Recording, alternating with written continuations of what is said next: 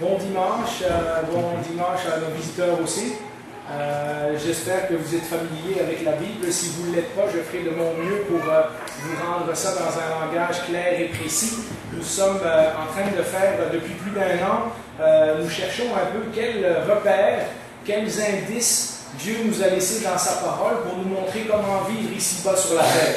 Parce que nous sommes influencés par toutes sortes de philosophies du monde, de gauche à droite, et il y a des grands thèmes qui parcourent toute la Bible et que nous avons pris la peine d'isoler dimanche après dimanche. Et donc, si on cite plusieurs versets de la Bible, ce n'est pas pour vous noyer dans les versets, mais pour vous montrer que Dieu a de la suite dans les idées et que d'un bout à l'autre de la Bible, ces idées sont claires et bien expliquées. Parfois, pour nous, aujourd'hui, qui sommes éloignés de ce livre qui a été écrit il y a quelques milliers d'années, nous avons besoin de refaire l'exercice de le relire et de remettre les choses dans leur contexte.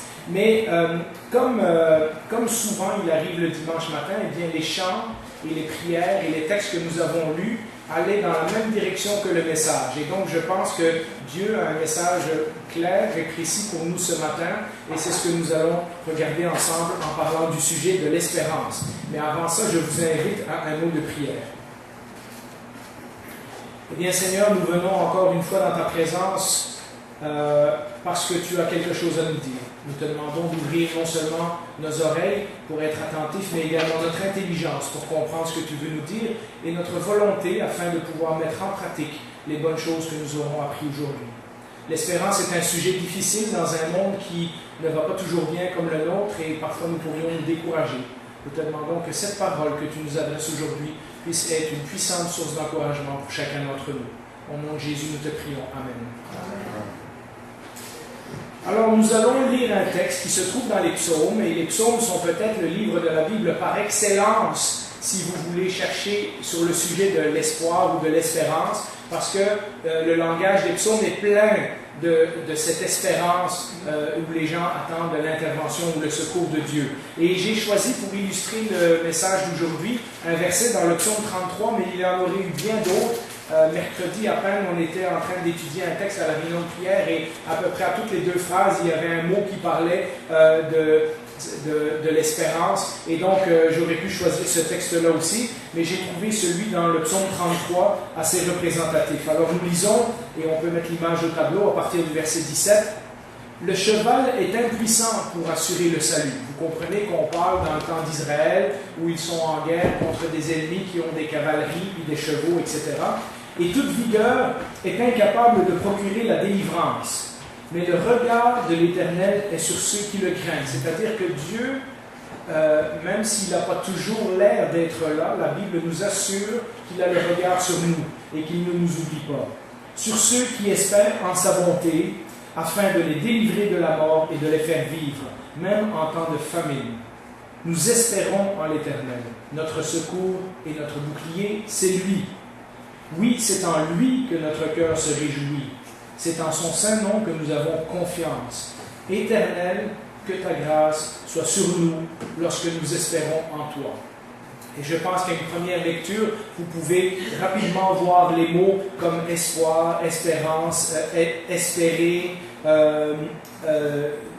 trouver le secours, avoir confiance. Eh bien, ce sont tous des mots synonymes du thème de l'espérance. Nous avons passé, dans les 2 derniers mois, beaucoup de temps à examiner comment vivre notre vie chrétienne de façon pratique, sur la terre et dans le temps, dans le nombre d'années que le Seigneur nous a donné à vivre sur cette terre, en tant qu'individu, mais aussi en tant que peuple de Dieu. Et dans un monde où beaucoup de gens ne connaissent pas Dieu.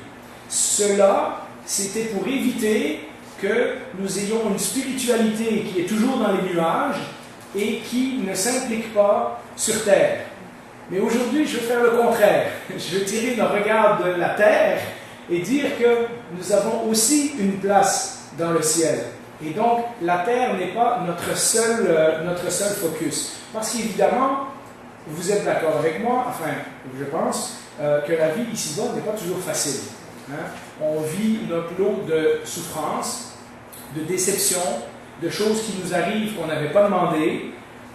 Mais plus que ça, vivre pour Dieu, vivre en tant qu'Église, vivre en communauté, comme nous l'avons vu la semaine passée, suivre Jésus, porter sa croix, être son disciple tous les jours, ce n'est pas une chose facile, c'est une chose exigeante. Les enseignements de Jésus sont bons, mais ils exigent beaucoup de nous, ils exigent une transformation de notre cœur. Et si nous gardons toujours les yeux fixés seulement sur la vie ici-bas, seulement sur le travail et sur le temps et sur l'endroit où Dieu nous a mis et sur l'église où Dieu nous a mis, nous risquons de nous décourager. Parce que, comme je l'ai déjà dit souvent dans le temps, même les gens qui sont le plus proches de nous nous décevront un jour. Le seul qui ne nous déçoit jamais, même lorsqu'on pense qu'il nous a déçus un jour, on se rend compte que ce n'était pas ça. Le seul qui nous déçoit jamais, c'est le Seigneur. Et donc, si nous gardons constamment nos yeux fixés sur quelle est notre vie ici-bas, nous pouvons nous laisser aller au découragement. Les frères et sœurs avec qui nous vivons en communauté ne sont pas toujours faciles. Vous l'êtes, mais moi je suis difficile. Il y a des situations qui nous tombent dessus, il y a des circonstances qu'on n'a pas demandées. Parfois, un simple déménagement nous fait changer d'église et on n'est plus aussi bien que dans l'église où on était avant. Toutes sortes de choses, plus nos luttes personnelles et les difficultés avec nos enfants, avec des frères et sœurs, avec notre boss au travail, etc. Et c'est vrai que si Dieu nous a accordé un temps et un endroit ici pour être actif pour lui sur la terre, il nous prépare aussi autre chose. Et c'est ce que je veux regarder aujourd'hui.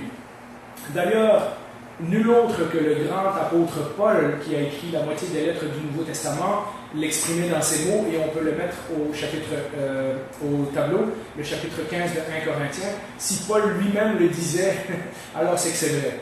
Si c'est dans cette vie seulement, donc si on garde juste les yeux fixés sur terre, si c'est dans cette vie seulement que nous espérons en Christ, nous sommes les plus malheureux de tous les hommes. C'est-à-dire que si l'apôtre Paul, en mots modernes, dirait « si nous sommes chrétiens seulement ici, puis quand on meurt, c'est fini », ça sert à quoi? Le grand philosophe Pascal avait dit un peu le même genre de raisonnement dans cette preuve théologique. Ça sert à quoi d'être bon ici-bas s'il n'y a rien qui nous attend après? Et donc l'apôtre Paul le dit dans ces mots-là. Un certain nombre de repères bibliques nous aident à garder aussi les yeux fixés au ciel. Et un des principaux thèmes de la Bible qui nous aide à faire ça est le thème de l'espérance. Alors, qu'est-ce que c'est l'espérance dans les mots bibliques? Eh bien, d'abord, je vais vous donner un indice d'une définition parce que le mot espérance ne se trouve pas toujours sous cette forme-là dans la Bible. Lorsque vous lisez dans la Bible, vous devez aussi faire attention aux mots et aux expressions qui disent, par exemple, s'attendre à Dieu. Je m'attends à Dieu, ou je m'attends à son secours. Attendre son secours. Soupirer après. Vous vous rappelez, on chante un chant comme une biche soupire après toi. Ça, c'est le psaume 63. Soupirer après Dieu.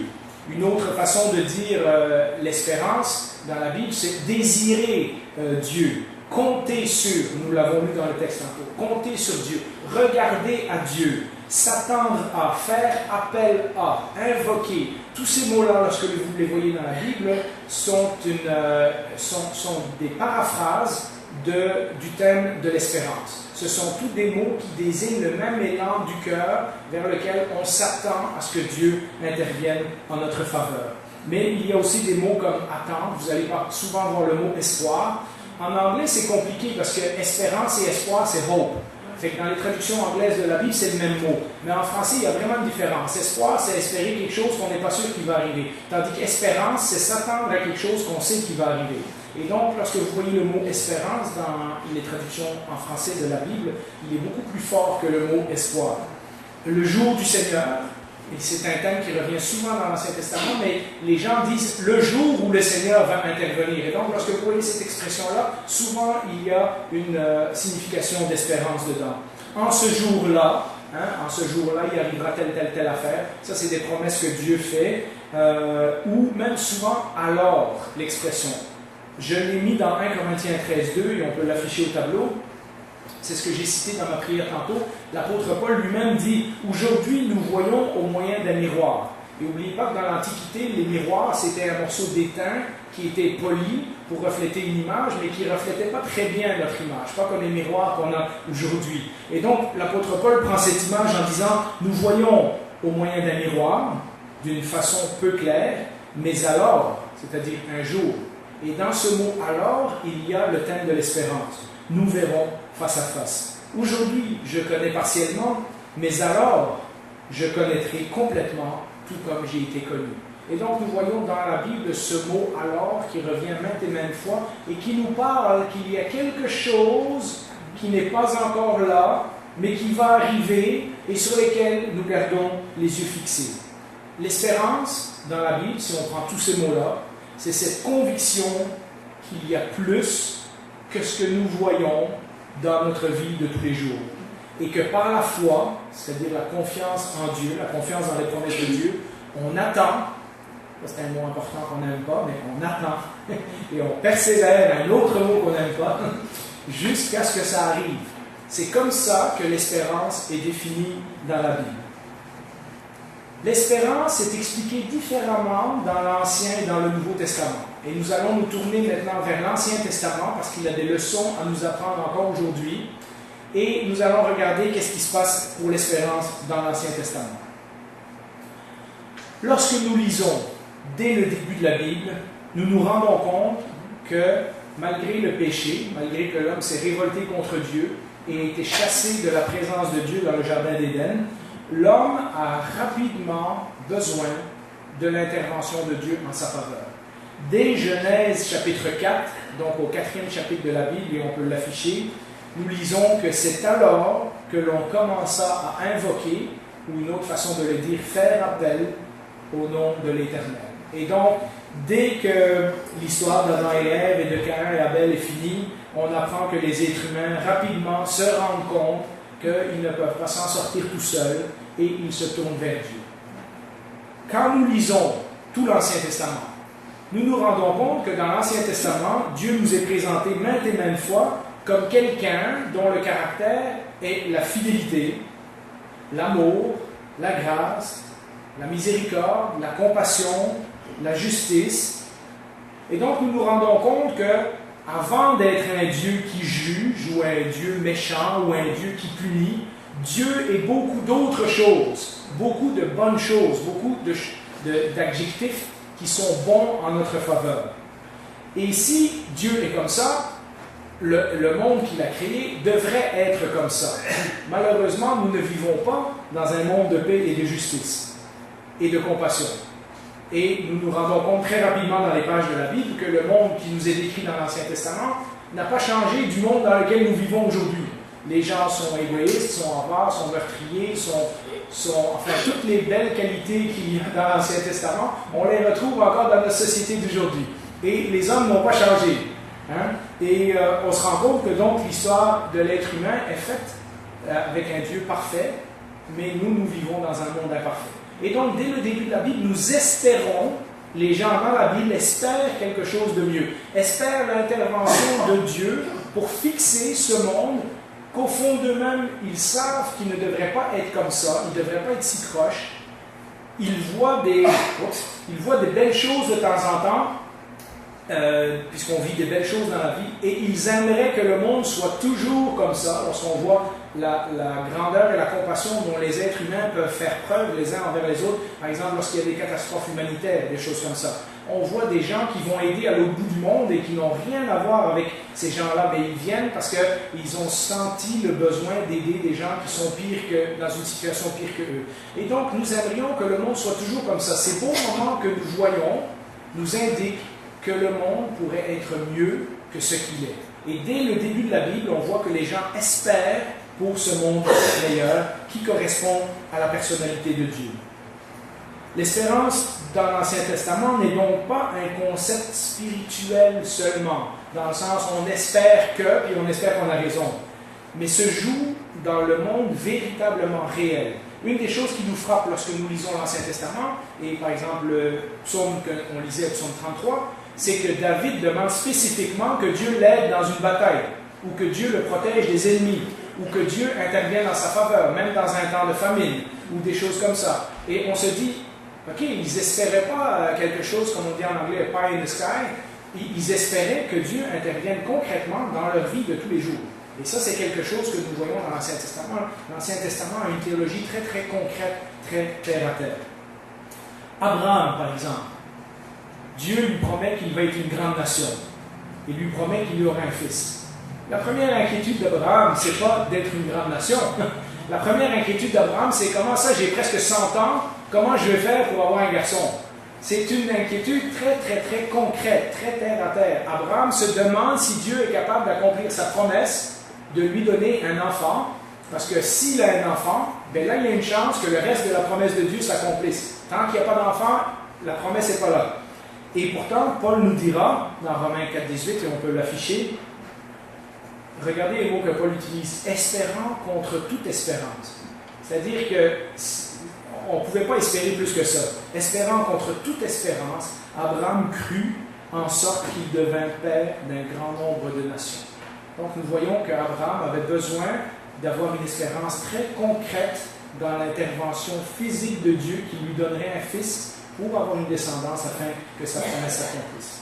Les psaumes, je l'ai dit en introduction, sont peut-être le livre de la Bible qui est le plus rempli de cette tension. Lorsque nous lisons les psaumes, à notre regard d'aujourd'hui, nous pourrions penser que David, notamment dans les 50 ou 60 premiers psaumes, que David est très, très individualiste, parce qu'il a l'air de demander toujours des choses pour lui. Mais non, David est très concret. David espère que Dieu va intervenir dans sa vraie situation de tous les jours. Pas « Ah, un jour, je vais mourir, puis je m'en vais au ciel ». David demande l'intervention de Dieu maintes et maintes fois dans des situations réelles de la vie de tous les jours. Nous avons quelques versets qu'on peut afficher au tableau, mais il y en a des dizaines d'autres que j'aurais pu choisir. Le psaume 33 qu'on a lu au début, « Éternel, que ta grâce soit sur nous lorsque nous espérons en toi. » C'est-à-dire, fais-nous grâce. On espère en toi, mais maintenant, interviens. Dans le psaume 130, « J'espère en l'Éternel de toute mon âme et je m'attends à sa promesse. Je compte sur le Seigneur plus que les gardes n'attendent le matin. » Vous vous rappelez, je vous l'ai dit une fois, les gardes, vers 5-6 heures du matin, ils commencent à cogner des clous. Parce que à l'aube, c'est le moment difficile de rester éveillé et de surveiller lorsqu'on est au poste de garde. Ben, ils ont hâte que le soleil se lève puis que là, on passe dans un autre mode. Ben, David dit, j'attends que l'Éternel intervienne plus qu'un garde qui attend que le soleil se lève. Hein? Et donc, il y a plein d'expressions comme ça. On peut passer rapidement sur les prochaines images. Dans les prophètes, on voit également ce genre de tension entre le monde qu'on espère et le monde tel qu'il est. Dans Osée, le prophète nous dit « Toi, reviens à ton Dieu, garde la bonté et la justice et espère toujours en Dieu. » Mais les mots « espérer », il y en a plein dans les prophètes. Dans Michée, « Mais moi, je regarderai vers l'Éternel, je mettrai mon espérance dans le Dieu de mon salut, mon Dieu m'exaucera. » Et ça, ce sont des prophètes qui sont en train d'annoncer que ça va aller mal. Vous pensez que ça va mal, mais ça va aller plus mal encore avant que ça aille mieux. Et là, au milieu de leur message, ils sont en train de dire, même si ça va aller mal, continue de mettre ton espérance en l'Éternel, parce qu'un jour, les choses vont changer. Le prophète Ésaïe, là aussi je vais accélérer un peu là-dessus, le prophète Ésaïe qui était très concerné. Vous vous rappelez, il y a plusieurs années, j'avais fait une étude sur Ésaïe, puis je vous avais parlé que le pays d'Israël est coincé entre l'Égypte et Babylone. Et dans le temps d'Ésaïe, les rois d'Israël cherchent une alliance soit avec l'Égypte contre Babylone, soit avec Babylone contre l'Égypte. Ils sont un peu coincés. Et Ésaïe passe son temps dans son livre à dire « Ne vous alliez pas avec des nations étrangères ou des rois ennemis, mais faites confiance à l'Éternel. Mettez votre espoir dans l'Éternel. » Et le Seigneur lui dit, tu sais, comme Ésaïe 8,17, on peut mettre Ésaïe 8,17, le Seigneur lui dit, tu sais, le peuple, il continue à compter sur ses forces militaires et tout ça, fait que je vais me détourner de lui. Ésaïe dit, je compte sur l'Éternel, même s'il se cache à la famille de Jacob. C'est-à-dire, même si Dieu ne répond pas à son peuple, hein, moi je vais quand même continuer à compter sur lui. Une fois de plus, ce n'est pas un souhait pieux. Il y a une situation grave qui est arrivée, le pays est menacé d'extinction par les Babyloniens, les villes sont détruites, les armées avancent, et nous lisons dans le livre d'Ésaïe que le peuple crie vraiment à Dieu, intervient. Et quand il dit intervient, ce n'est pas un jour dans le ciel, c'est maintenant, sauve-nous maintenant tout de suite, là, on a besoin de toi. Ésaïe dit, rappelle dans le chapitre 33, que le trésor le plus précieux du peuple d'Israël, c'est que le Seigneur assure la sécurité de ton existence. Il te fournit en abondance le salut, la sagesse et la connaissance, la crainte de l'Éternel. Voilà, c'est ton trésor. Ton privilège en tant que peuple de Dieu, c'est que si tu te tournes vers Dieu, Dieu va te donner tout ça. Dieu est pour toi. Tu as un privilège extraordinaire que les autres nations n'ont pas, c'est que si tu te confies en Dieu, Dieu va te donner tout ce qu'il y a là. Et il y a d'autres versets dans les Ésaïe. Il le rappelle que parfois, si Dieu n'intervient pas, et on peut mettre le verset suivant, c'est pas parce que Dieu ne veut pas intervenir ou qu'il est insensible ou qu'il manque de compassion, mais à cause des péchés du peuple.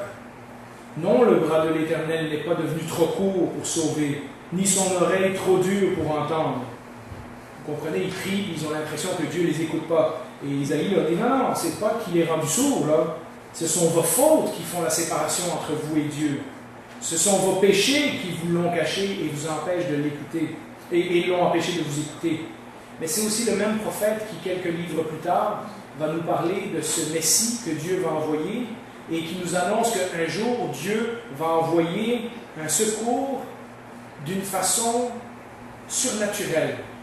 Dieu ne viendra plus seulement sauver les gens des circonstances dans lesquelles ils se trouvent, mais Dieu va également les sauver de leurs péchés. Parce que comme Isaïe le dit si bien, la raison que Dieu n'intervient pas toujours dans l'Ancien Testament, c'est parce que le cœur humain est méchant, corrompu, qu'il se détourne de Dieu.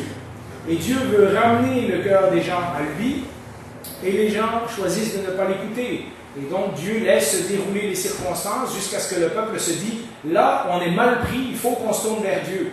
Et ça, c'est la répétition de l'Ancien Testament. À chaque histoire, à chaque époque, à chaque nouveau roi de l'Ancien Testament, à peu près la même histoire se reproduit. Et le prophète annonce qu'un jour, Dieu va changer les choses. Il ne viendra plus juste vous sauver des circonstances extérieures, mais si Dieu vient transformer votre cœur de l'intérieur, peut-être qu'il y a une chance que vous n'aurez plus besoin de, à chaque fois, vivre ce cycle de on espère en Dieu, Dieu nous délivre, tout à coup tout va bien, on retombe dans le péché, là de nouveau on crie à Dieu, Dieu nous délivre de nouveau, et voilà cette répétition.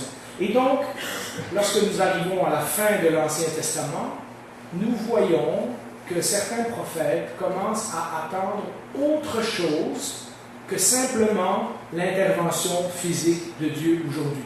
C'est-à-dire qu'en regardant les milliers d'histoires de leur peuple, ils sont capables de dire, regarde, tant que Dieu ne nous délivre pas de notre péché à l'intérieur, ce même cycle de désespoir va se reproduire génération après génération.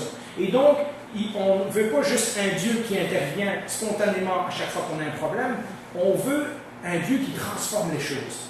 Et ça, c'est l'espoir que nous découvrons dans le Nouveau Testament. Et donc, le focus dans le Nouveau Testament de l'espérance change un petit peu. Alors, laissez-moi vous guider un peu là. Lorsque Jésus est venu, toutes les promesses qu'Ésaïe a faites, que Dieu un jour va les délivrer, non pas seulement de leurs circonstances extérieures, mais aussi de leurs péchés à l'intérieur, quand Jésus est venu, toutes ces choses-là se sont accomplies. C'est ce que nous disent les 4 évangiles. Jean-Baptiste est celui qui formule le mieux la question. Dans Luc 7, verset 19, nous pouvons l'afficher, Jean-Baptiste, qui a été choisi pour annoncer la venue de Jésus, qui est en train de prêcher dans le désert, qui est en train de convertir des foules et des foules et des foules. Les gens viennent de partout dans le pays pour se faire baptiser par lui, pour se repentir de leurs péchés, se retrouve en prison. Et en prison, il a perdu espoir. Et il envoie 2 de ses disciples à Jésus, et il leur demande ceci. Il en appela 2 qu'il envoyait vers Jésus pour lui dire « Es-tu celui qui doit venir, ou devons-nous en attendre un autre » Jean-Baptiste, dans une circonstance difficile, a perdu son espérance. Et il a besoin d'être rassuré, et vous lirez ensuite la réponse que Jésus lui a donnée. Mais lorsque nous lisons les évangiles, et que nous sommes attentifs à ce thème de l'espérance, nous réalisons que beaucoup d'autres gens avant Jean-Baptiste ont compris qu'il y a quelque chose de spécial qui est en train de se passer. Vous vous rappelez l'histoire dans Jean 1 où Philippe va voir Nathanaël et lui dit « On a trouvé le Messie ». Et Nathanaël dit « Voyons, personne d'important qui va venir de Nazareth ». Et lorsque Jésus lui dit ce qu'il a fait, il se rend compte que cet homme-là est véritablement le Messie. Donc, la promesse qu'Ésaïe a faite dans l'Ancien Testament, que Dieu un jour viendrait transformer les cœurs, et non pas juste les circonstances, est en train de se réaliser. C'est la mort et la résurrection de Jésus, lorsque nous lisons les évangiles comme un tout, c'est la mort et la résurrection de Jésus qui changent tout. C'est le chemin vers une nouvelle espérance qui voit non plus l'intervention de Dieu dans les circonstances ponctuelles qu'on vit chaque jour, mais bien plus profond que ça. Dieu vient transformer nos cœurs. Dieu vient nous faire naître de nouveau. Dieu vient faire de nous des nouvelles créations. Il y a un tas de vocabulaire dans le Nouveau Testament qui nous dit que lorsqu'on se tourne vers Jésus, on devient quelque chose qu'on n'était pas avant. On devient une personne nouvelle qu'on n'était pas avant.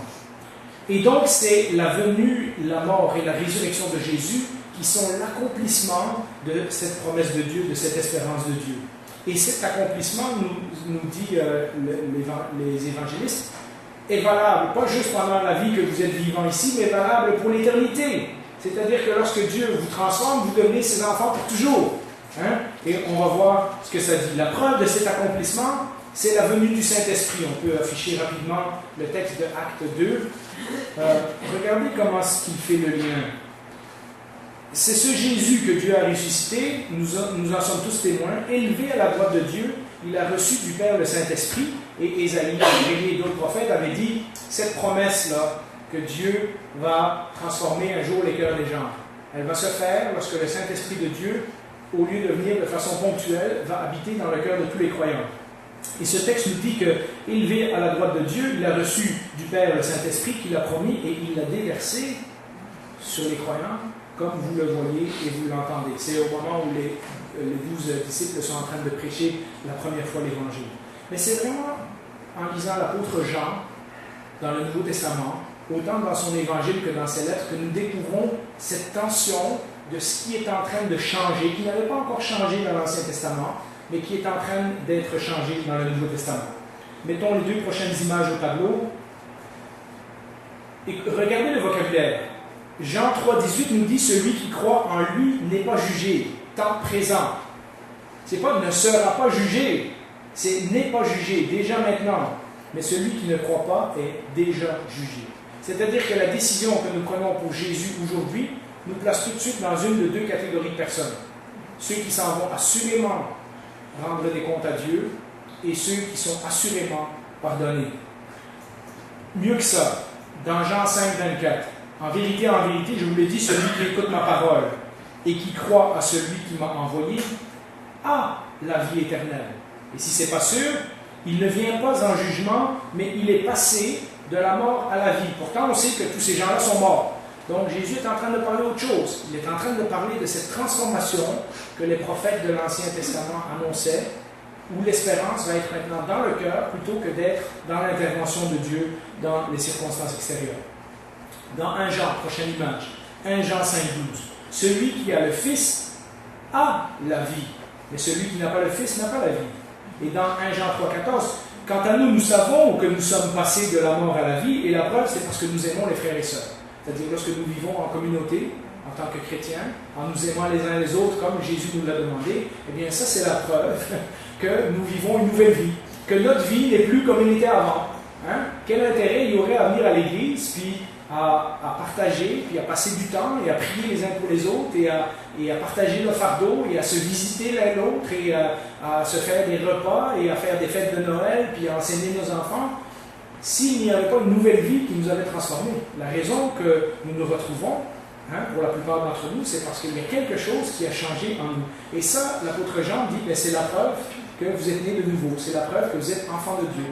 Et donc, l'Ancien Testament, pour résumer, attendait l'intervention de Dieu de façon très concrète et très pratique dans des situations de la vie de tous les jours. Mais devant le mal dans le cœur de l'homme, qui se répétait de génération en génération, où est-ce que le peuple vit pendant des milliers d'années la même histoire, le même épisode. C'est comme le jour de la marmotte, ça recommence tout le temps au début. Et il n'y a pas de solution tant que Dieu n'en donne pas une autre.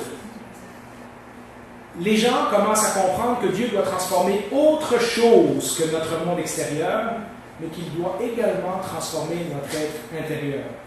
Avec Jésus, nous dit le Nouveau Testament, cette transformation est arrivé. D'abord, il est ressuscité, c'est la preuve que Dieu dit vrai dans ses promesses. Deuxièmement, il nous a donné son Saint-Esprit qui vit en nous, c'est de nouveau une preuve de ses promesses, et il vit maintenant directement dans le cœur de ceux qui ont cru en lui. À cause de cela, l'apôtre Jean est capable de dire « nous avons déjà la vie éternelle ». Même si physiquement nos corps vont mourir, la Bible nous dit que lorsque Jésus vit en nous, nous sommes déjà en route pour l'éternité. Qui nous sommes a été transformé et nous pourrons passer l'éternité dans la présence de Dieu. Malgré que la vie ici-bas n'est pas encore au standard que Dieu veut et que nous continuons d'espérer en même temps pour son intervention dans notre vie de tous les jours. Je ne suis pas en train de dire que lorsqu'on est malade, on ne doit pas prier. Lorsqu'on n'a pas de travail, on ne doit pas prier. L'espérance du chrétien est terre à terre, mais l'espérance du chrétien est aussi ailleurs que sur la terre. Mais je m'en viens avec ma conclusion. Lorsque Paul parle de la résurrection dans Thessaloniciens puis dans 1 Corinthiens 15, il nous enseigne que le monde de paix, de justice et d'amour que Dieu prépare ne sera pas seulement cette transformation intérieure spirituelle dont je suis en train de vous parler. Et Paul va rassembler dans le thème de la résurrection l'espérance de l'Ancien Testament, qui disait « on veut que Dieu intervienne dans nos circonstances de tous les jours », l'espérance du Nouveau Testament qui dit « on veut que Dieu intervienne dans notre cœur », et Paul va dire « les deux sont rassemblés en un maintenant ». Donc ce n'est pas comme l'Ancien Testament croyait une chose, le Nouveau Testament annonce autre chose, les deux sont complémentaires. Écoutez bien ceci. Au milieu des souffrances que Paul vit, on peut mettre l'image suivante pour l'illustration, et Paul en a vécu. Il suffit de lire ses lettres pour savoir le nombre de fois qu'il a été lapidé, naufragé, persécuté, mis en prison, etc., etc. Tout ça pour la cause de Jésus. Au milieu des souffrances de ce monde, Paul a compris qu'avec la venue de Jésus, avec la mort et la résurrection de Jésus, le monde de mort et de décadence qui a prévalu depuis la chute, parce que quand vous lisez l'Ancien Testament, vous voyez qu'ils sont tous morts. Et quand on lit le Nouveau Testament, ils sont tous morts, sauf Jésus, qui est ressuscité. Paul comprend qu'il y a quelque chose, Dieu est intervenu extérieurement, Dieu est intervenu intérieurement, mais il y a quelque chose qui a changé. Avec la résurrection de Jésus, le monde qui était marqué par la mort, puisque tout le monde meurt un après l'autre, est renversé. Et maintenant, c'est un monde de vie qui nous attend. Lorsqu'on lit le vocabulaire du Nouveau Testament, nous voyons l'emphase sur la vie éternelle. Nous voyons comment Jean nous disait, vous êtes déjà passé de la mort à la vie. Et donc, le focus est différent. Et Dieu nous donne l'espérance en nous disant, non, maintenant, je vous ai transformé, maintenant, vous allez vivre. Même si votre corps va mourir dans pas longtemps, vous allez vivre éternellement. Et Paul, dans son enseignement sur la résurrection, nous dit que la mort est en train de perdre du terrain. Parce que si Jésus est ressuscité, c'est la preuve que nous aussi, c'est-à-dire notre corps, va un jour ressusciter. Et nous en avons déjà parlé dans d'autres fois. D'abord, nous avons la présence du Saint-Esprit en nous, qui nous garantit que les promesses de Dieu sont vraies, mais la Bible nous dit aussi que nous aurons un jour un corps incorruptible. Un corps qui ne connaîtra plus de souffrance, un corps qui ne versera plus de larmes, un corps qui n'y aura plus de maladie. Il y a un nombre d'enseignements sur la résurrection qui nous disent que c'est vers ça qu'on s'en va. Alors, notre espérance est qu'en bout de ligne, tout a été transformé par Dieu. L'homme intérieur, l'homme extérieur, les circonstances extérieures, mais un jour également, finalement, notre corps physique. Et cette espérance du futur que Dieu a promis, Jésus en est la première preuve, puisque Jésus est ressuscité, donc il est la preuve que ça va vraiment arriver. Et cette espérance devrait changer toute la façon dont nous vivons ici-bas. Et vous voyez comment on arrive à faire ce lien entre l'espérance qui pointe les yeux vers le ciel, mais que ça change la façon dont nous vivons maintenant ici-bas pour le nombre d'années qu'il nous reste à vivre.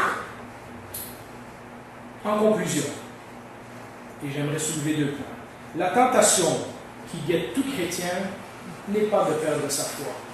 Parce que pour la plupart d'entre nous qui ont été chrétiens un certain nombre d'années, nous continuons à croire en Dieu. La tentation qui est dangereuse pour le chrétien, c'est de perdre l'espérance. C'est-à-dire qu'on continue de croire, que la Bible est vraie, que Jésus a dit vrai, que c'est un bon enseignement pour nous, mais nous ne croyons plus en cette promesse. Nous ne croyons pas que la résurrection, le pardon des péchés, toutes ces choses-là ont quelque chose à voir avec les circonstances d'aujourd'hui. Nous ne croyons pas que Dieu va nous aider aujourd'hui parce que nous nous sommes imaginés que un jour je serai heureux dans le ciel, en attendant si je dois souffrir, je dois souffrir. Vous savez, la tentation, c'est de perdre l'espoir.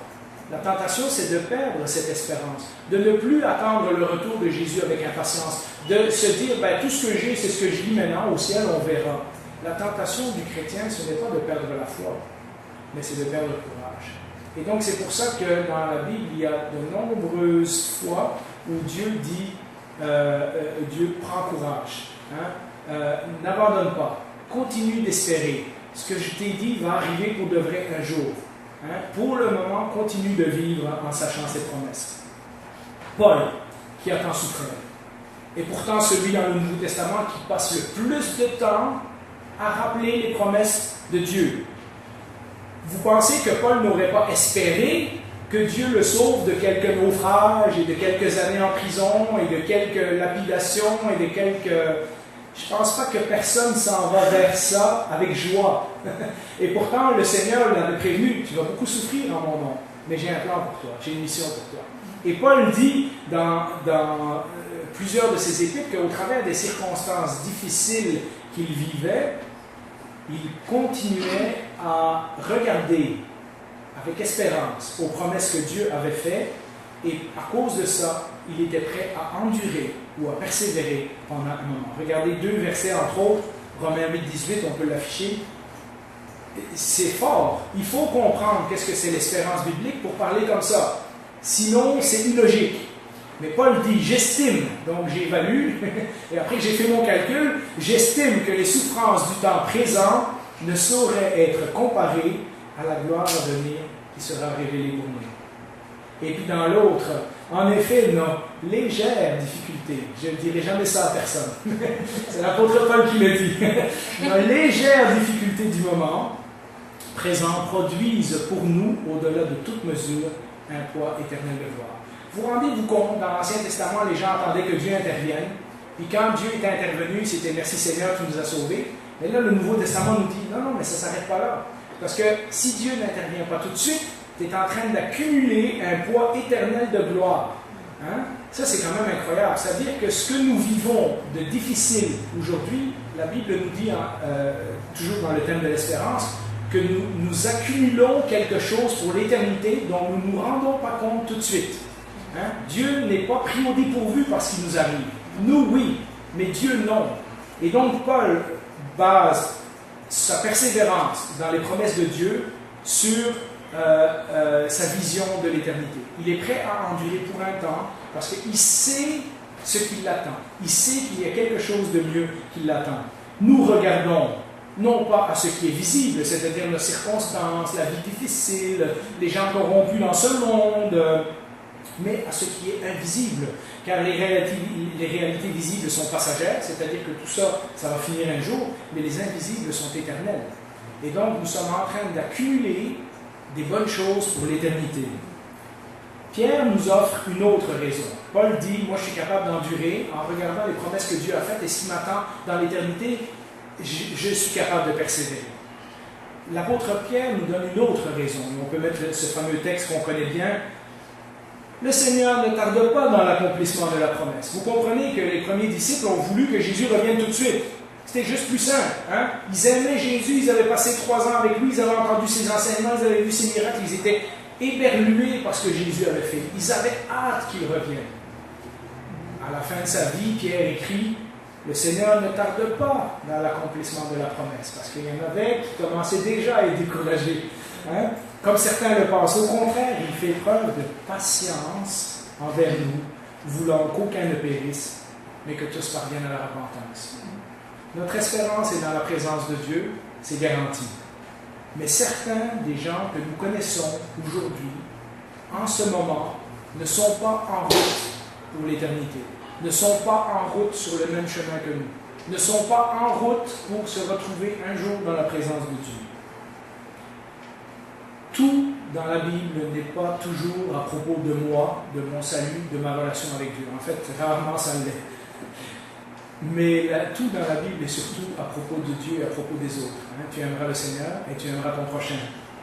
Est-ce trop demandé de la part de celui qui nous a tout donné, y compris l'éternité, de persévérer encore pendant un peu de temps dans l'espoir que d'autres soient sauvés? Et donc l'apôtre Pierre approche cette question de l'espérance d'une autre façon. Paul nous dit, moi je continue d'espérer, en sachant qu'est-ce qui m'est réservé dans le ciel. L'apôtre Pierre dit, espérez parce que le temps que vous souffrez, d'autres sont sauvés. La solution pour persévérer dans notre espérance et pour éviter de se décourager est simple. Nous avons parlé de la communauté, nous avons parlé du peuple de Dieu, nous avons parlé de l'importance de mettre une journée à part pour le Seigneur. La Bible nous le dit en d'autres mots, aimer Dieu, aimer son prochain, s'aimer les uns les autres, c'est-à-dire aimer les frères et sœurs. Ce n'est pas tout seul que nous avons la force en nous de persévérer jusqu'à la fin. Ce n'est pas tout seul que nous pouvons continuer à faire confiance aux promesses de Dieu. Ce n'est pas tout seul que nous pouvons continuer à avancer. Nous avons besoin des autres pour partager nos fardeaux. Nous avons besoin de prier les uns pour les autres. Nous avons besoin de chanter ensemble. Nous avons besoin de pratiquer pour l'éternité, parce qu'un jour, nous chanterons tous ensemble dans le ciel. Et donc, nous apprenons ici-bas, en communauté, à vivre de façon très imparfaite, je l'admets, mais nous apprenons, nous avons un petit aperçu de qu'est-ce que pourrait être l'éternité lorsque des milliards et des milliards de chrétiens vont se retrouver ensemble dans la présence de Dieu dans un monde parfait. 1 Corinthiens 13 nous dit, à la fin de ce fameux chapitre sur l'amour, et on peut l'afficher, maintenant donc ces trois choses demeurent, la foi, l'espérance et l'amour. Mais la plus grande des trois, c'est l'amour. La foi et l'espérance, pensez-y, lorsqu'on sera dans la présence de Dieu, tout sera accompli. On n'aura plus besoin de la foi et de l'espérance. Mais ce qui va rester, c'est l'amour. L'apôtre Paul dit, dans tout ça, le plus important, c'est l'amour. C'est dans l'amour que nous vivons présentement les uns pour les autres, que nous nous encourageons les uns les autres à persévérer, à continuer d'espérer dans les promesses de Dieu jusqu'à la fin. Nous avons un tout petit aperçu de la vie éternelle ici-bas, mais comme Paul le disait tout au début, nous voyons dans un miroir très imparfait, un reflet qui nous donne une petite idée de ce que ça sera, mais où ça sera beaucoup mieux que ce que nous vivons maintenant. Alors ma conclusion pour aujourd'hui, c'est peut-être un slogan, mais je trouvais que c'était une phrase très facile à se rappeler, et on peut mettre la dernière image. À cause de tout ce que nous avons vu aujourd'hui, nous pouvons garder les pieds fermement ancrés sur la terre. C'est-à-dire, nous ne vivons pas dans une bulle quelque part dans le ciel déjà. Notre vie est sur la terre ici-bas, mais les yeux fermement fixés au ciel. Et voilà le dilemme, mais en même temps l'encouragement du chrétien. Nous vivons sur terre, mais nous avons déjà les yeux fixés au ciel. Et je vous invite à relire les versets, les chapitres que nous avons lus aujourd'hui, et vous verrez comment tout ça s'articule. Alors je vous invite à un mot de prière en conclusion. Bien Seigneur, on ne se cachera pas, beaucoup d'entre nous viennent ici. Nous espérons que la prière, les chants et le message vont nous faire du bien, mais nos vies ne vont pas bien. Malgré que nous te connaissons, et pour certains d'entre nous depuis de nombreuses années, nous constatons que le monde n'est pas à la hauteur de ce que nous aimerions. Ta volonté n'est pas encore faite sur la terre comme elle est au ciel. Le royaume est en train de grandir, mais il n'est pas encore tout à fait là. Nous n'avons pas toujours la récompense pour les bonnes choses que nous faisons, et nous avons souvent des malchances ou des conséquences négatives alors que nous n'avions fait que des bonnes choses. Nous avons des gens qui n'aiment pas ce que nous croyons, nous avons des gens qui te détestent, nous avons des gens qui nous opposent. Nous avons simplement aussi une société qui vit sans toi la plupart du temps, qui ne se préoccupe même pas de toi, qui essaye de se sortir de son pétrin par ses propres moyens, et tout cela, ça empire les choses. Nous vivons nous-mêmes dans notre cœur des circonstances difficiles, des tentations, des luttes, des épreuves, des façons de penser qui ne viennent pas de toi et qui parfois, on aimerait tellement pouvoir trouver une solution tout de suite. La Bible nous rappelle deux choses. Que nous pouvons espérer en toi d'intervenir dans nos circonstances présentes. Et nous pouvons également espérer en toi que, même si tu n'interviens pas dans nos circonstances présentes comme nous le désirons, tu nous as préparé quelque chose de mieux. Seigneur, que ces paroles, que ces versets qui viennent de toi, non pas mes paroles que moi j'ai dites, mais ces versets que nous avons lus, que c'est dans notre cœur, dans nos pensées, afin que nous puissions nous accrocher à cela. Et Seigneur, que ça nous donne la force et le courage, non seulement de vivre une autre semaine dans ta présence, mais aussi de vivre de façon en ayant cette joie et ce réconfort dans le cœur de savoir que ce que nous espérons est en train de s'accomplir et ça va arriver un jour. Seigneur, nous espérons garder les yeux fixés sur toi jusqu'à la fin.